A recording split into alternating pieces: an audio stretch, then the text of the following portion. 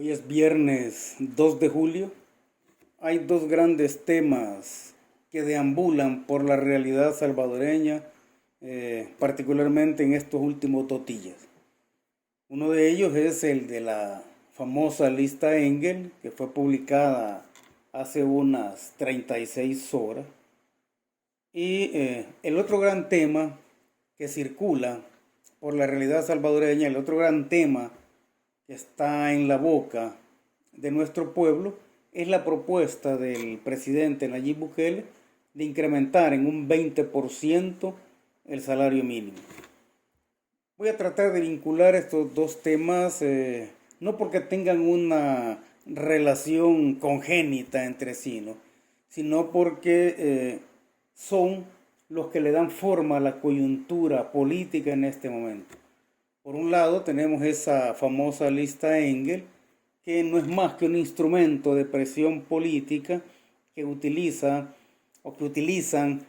las administraciones norteamericanas en contra de aquellos países cuyos gobiernos los norteamericanos consideran se están saliendo del huacal, como decimos en términos populares, ¿no? Entonces esta lista Engel es una forma de presionar a los distintos gobiernos para que no se salgan del dictado que hace la gestión o que hacen los gobiernos norteamericanos. Ahora, utilizar ese tipo de instrumento para presionar a los países o a los gobiernos de los países, lo que viene a demostrar en última instancia desde la perspectiva de la sociología política es que los norteamericanos están conscientes de que han perdido mucha de su hegemonía en la región. Un país con la hegemonía consolidada no utiliza ese tipo de instrumentos como forma de presión a los distintos gobiernos de los países que considera no sus aliados ni sus amigos, sino aquellos países que considera como sus súbditos incondicionales, ¿no? Ahora, esta lista Engels, más que ser un instrumento de transparencia, lo que demuestra es que es una forma de ejercer lo que se conoce como el lado oscuro del poder, ¿sí? Entonces, frente a los nombres, o cuando uno lee los nombres que aparecen en esa lista Engels, que entre paréntesis los norteamericanos dicen que hay muchos nombres más, obviamente si han sacado esos es porque ese es el mecanismo de presión que pretenden utilizar. Pues bien, esta lista Engel, cuando uno la lee, lo menos que puede pensar es en una de las frases más famosas de la obra Hamlet de William Shakespeare, ¿no? Una de las frases más famosas es algo huele mal en Dinamarca. Frente a esa lista nosotros podríamos decir fácilmente algo huele mal en Washington. Esta lista no es más que un instrumento típico de los países neocoloniales, ¿no? Lo interesante no es el nombre de quienes aparecen en la lista. Lo interesante, políticamente hablando, es quienes no aparecen en esa lista. En el caso de El Salvador, tal parece que quedan libres de sospechas de corrupción a partir de... Supuestamente la lista Engel se hace en función de lo que se denuncia en los medios de comunicación y en función de las propias investigaciones que hacen los organismos periciales norteamericanos, ¿no? Pero bien, entonces parece ser que para ellos queda fuera de la lista nombres tales como Norman Quijano, Mauricio Funes, Francisco Flores. Bueno, muchos dirán Francisco Flores ya está muerto, pero bien, el dinero que él mismo reconoció que se había robado no fue devuelto al Estado. No es más, no se ejecutó ningún tipo de sanción, ni siquiera a su familia, ¿no? No aparece tampoco el nombre de Ernesto Mason, no aparece el nombre de Rodolfo Parker, no aparecen los nombres de aquellos que negociaron con pandillas y que fueron noticia en los medios de comunicación social. No aparecen los nombres también de todos aquellos exfuncionarios y líderes del partido Arena y del partido FMLN que fueron acusados públicamente de recibir jugosos sobresueldos durante su gestión.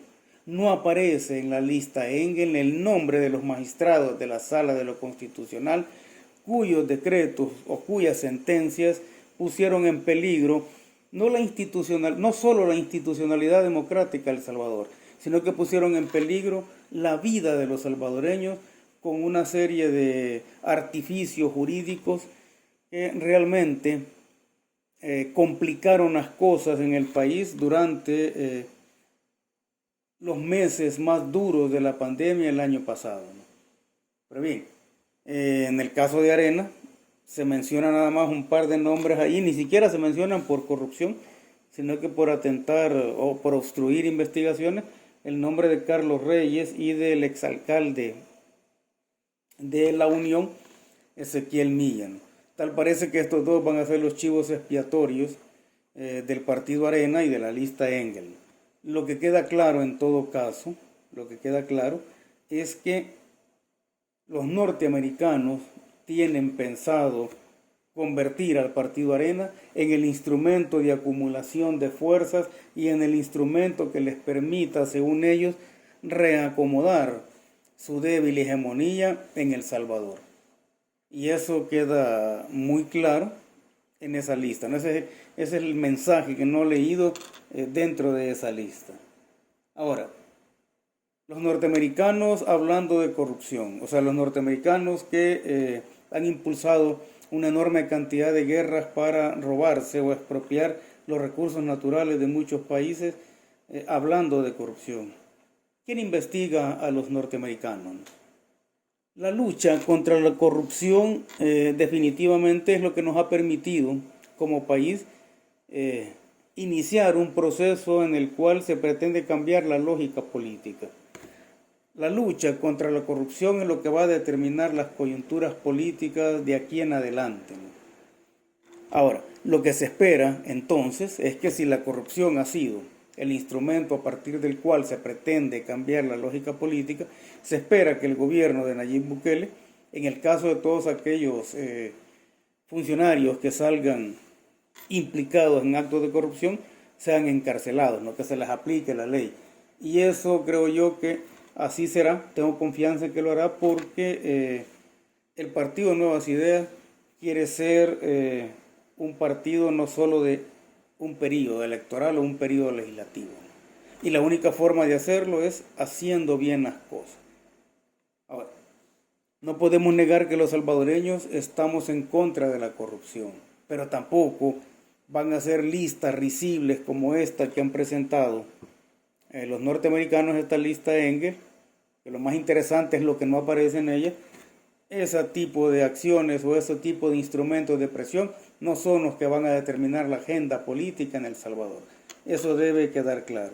Nosotros como salvadoreños deberíamos tener o deberíamos crear nuestra propia lista, ¿no? No sería la lista Engel, le podríamos llamar la lista Cipitillo, en la cual mencionemos esa colección de corruptos y esa colección de gobiernos o de funcionarios extranjeros que pretenden convertirnos o llevarnos de nuevo a la condición de ser una triste colonia de un imperio. Ahora, una buena noticia que se ha generado es la propuesta que ha presentado el presidente Nayib Bukele para un incremento del 20% en el salario mínimo. Un gobierno, si quiere mantener la simpatía popular, debe ser un gobierno de buenas noticias. Un 80% de buenas noticias y un 20% de malas noticias por motivos de fuerza mayor. Ahora, un incremento al salario mínimo potencia el mercado interno. O sea, un incremento al salario mínimo no solo tiene que ver con cuestiones de justicia social, sino que también es una acción económica que, si es bien ejecutada, potencia el mercado interno porque potencia el consumo de los asalariados, ¿no? Ahora, ese aumento al salario mínimo obviamente no sale en este momento, como muchos analistas reaccionarios pretenden decir que es una cortina de humo. Nadie levanta una cortina de humo impulsando una política pública, ¿no? Una cortina de humo se lanza impulsando, qué sé yo, noticias de corte amarillista como escándalos sexuales, etcétera, ¿no? Entonces, esta propuesta de aumento no es una cortina de humo, sino que es algo que va a beneficiar de aquí en adelante a más del 70% de trabajadores en El Salvador que ganan el salario mínimo. Y decía que ese salario mínimo, su incremento potencia el mercado interno porque aumenta el consumo, ¿sí? Y aquí hay que ver que el salario tiene tres expresiones, ¿no? Una de ellas es el salario nominal, que es lo que se gana en términos cuantitativos, ¿verdad? Eso es lo que se va a incrementar en un 20%.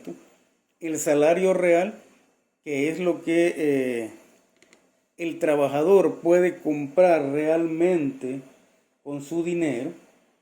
Entonces se espera de que si aumenta el salario nominal, aumente también el salario real, pero también existe lo que se conoce como salario relativo, que es la relación de lo que gana el trabajador con el grado de explotación del patrono.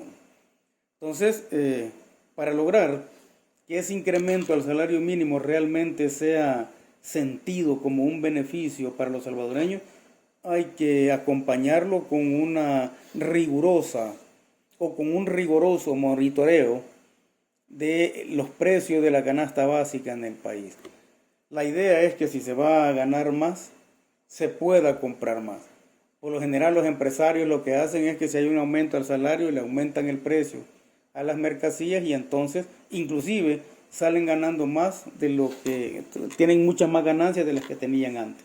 Entonces, ese aumento al salario mínimo obviamente es una buena noticia. Hay que acompañarlo con un riguroso seguimiento de los precios de la canasta básica, ¿no?